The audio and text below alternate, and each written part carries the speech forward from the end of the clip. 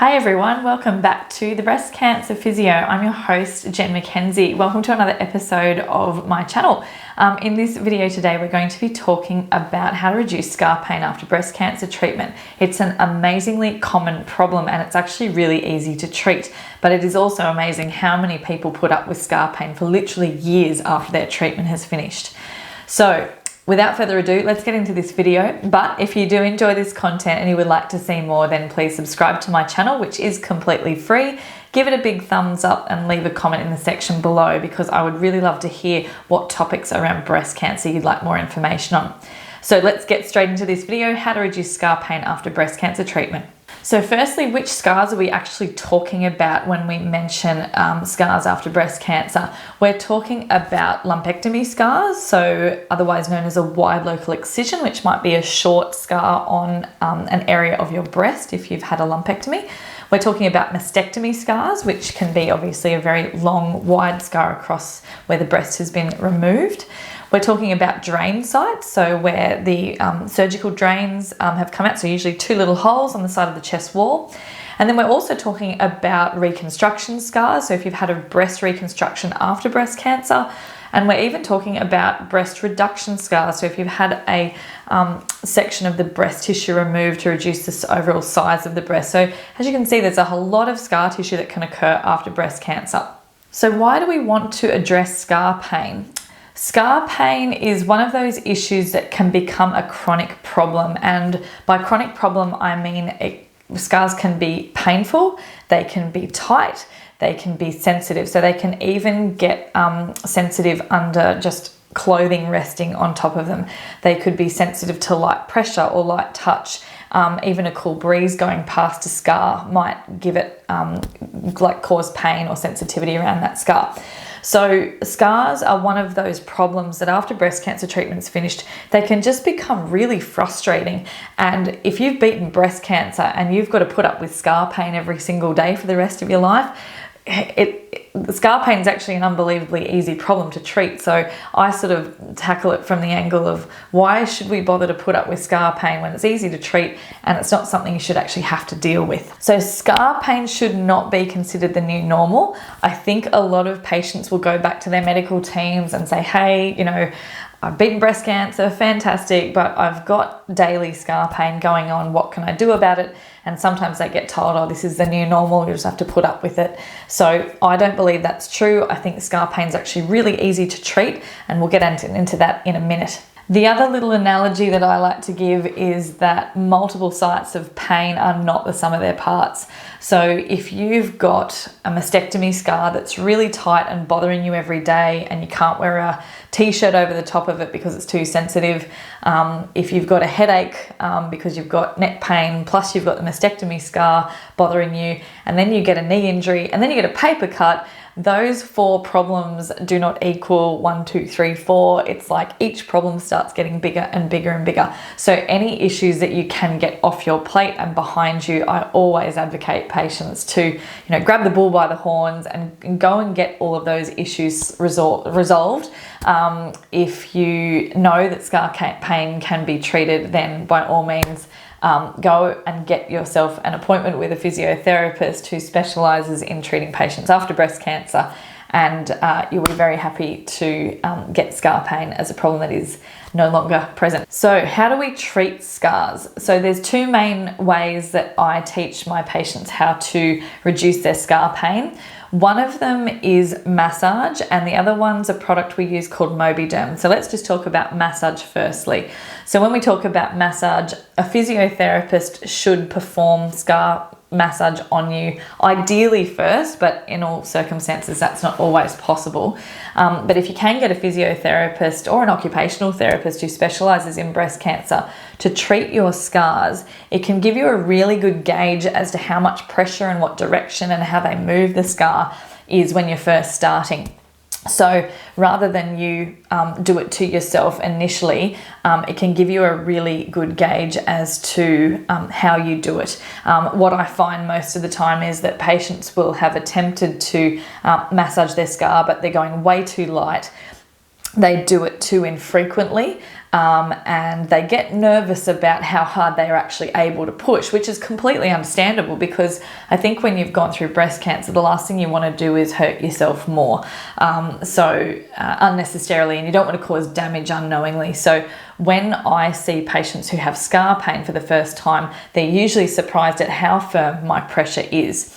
In saying that, I always have to err on the side of caution when I first start treating someone's scar, because I've got to gauge it to people's tolerance limits. So some people can cop heavy pressure right from the get-go.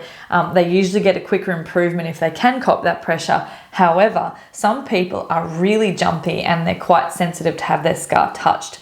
So we do have to tailor our treatment as physiotherapists to the individual. So if you have to start out quite light with a patient initially, that's okay, because whenever you're starting scar tissue work, anything is better than nothing, because the sooner you start, the sooner that problem is behind you.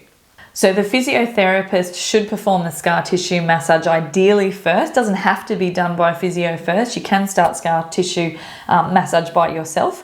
But ultimately you want your physiotherapist to teach you how to massage your scar, because in all circumstances after breast cancer treatment, any problems you can self-manage are better. You know, you don't want to necessarily have to rely on a physiotherapist or any health or medical professional if you don't need to. So the more empowered we can make our patients by teaching them what to do themselves, the better. So the aim of scar tissue massage is to get that scar tissue flexible. The problem with scar tissue is that it's a tension problem mainly. So once massage gets in there and starts releasing the tension, usually the pain starts to back away. So you get a double whammy. You reduce your pain pretty quickly by increasing the flexibility of the tissue, but then you also increase the flexibility of the tissue, which means you can start to move body parts better, or just moving in general is not going to mean that the scar tissue causes pain because of that lack of flexibility. So massage is fundamental to getting the scar less painful, but also more flexible.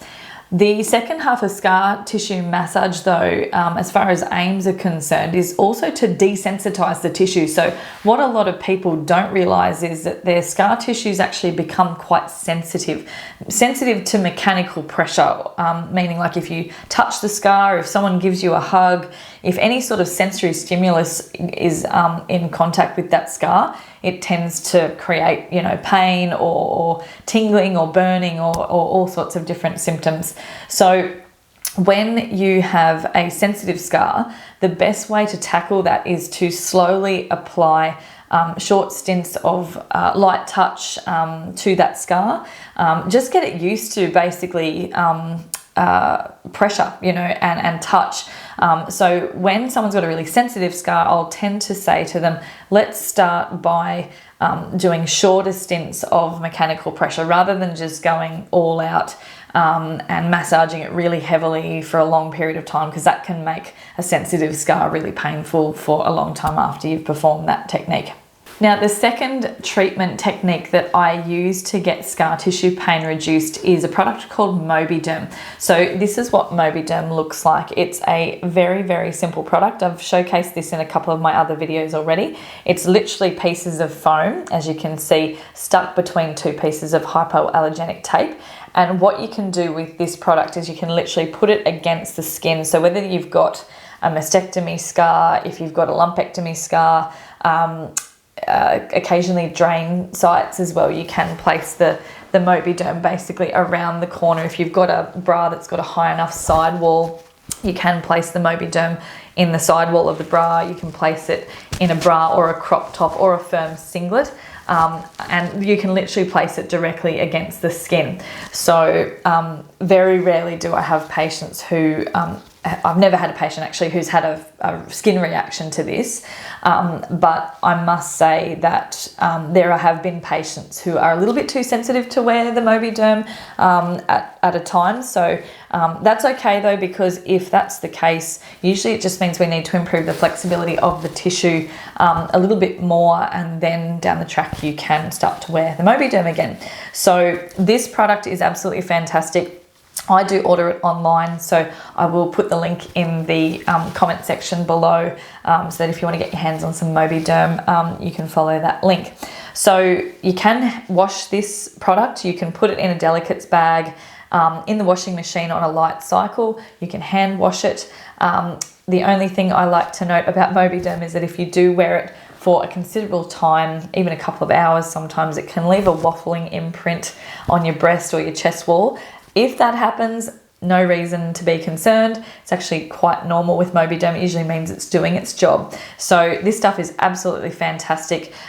Ultimately, the way it works is that as you leave the Mobiderm in and you're moving about during the day, and this is acting on the tissue, it's helping break up the adhesions around the scar. Also fantastic for radiation fibrosis scarring, which I've got another video on. I'll put the link above me now to that video. But yeah, radiation fibrosis scarring or any surgical scars, this product is absolutely fantastic for reducing scar tissue pain. And it's really good when you use it in combination with your daily massage or your massage with a physiotherapist. So a few more points on scar tissue massage. Initially, scar tissue massage can be quite painful, particularly if you've deliberately left your scars alone for a period of time. So when you first start, the start is the worst part. So just know that it will get better as you keep going. So persist with it. Let's just talk about how often and how long we should do this for, because that's one of the most common questions I get asked about is intensity and duration. So when you first start treating a scar, just do it to an intensity that you can tolerate, because that's going to be different for everybody. I've got to tailor that to each individual patient when I'm treating a new patient, particularly for the first time.